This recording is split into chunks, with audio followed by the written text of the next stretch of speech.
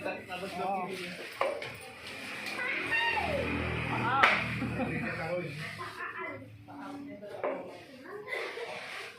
Dekat simpang pos itu. Iya. Nah, ya. Di sananya. Iya.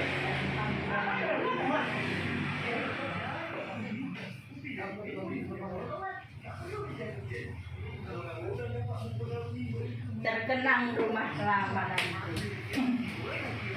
Awas minggu dulu.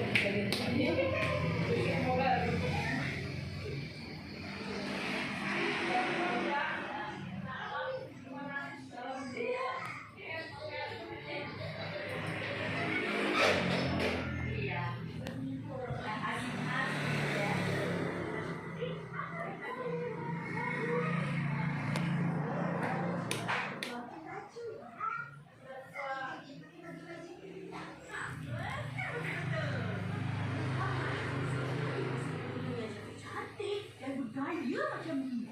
Begitu langkah pun tertampak dalam banyaklah aku dapat duit. Duit? Akak buat ni suka-suka. Bukan nak buat duit. Jangan tak masuk sana ke media sosial. Nanti satu benda pun tak jadi. Macam bisa. Tak ada masa nak bermain. Tak ada masa nak berkawan. Semua tak ada masa lah. Betul-betul. Semua pun tak ada masa. Kesian dia. Kau berdua tunjuk gaya yang sebenar.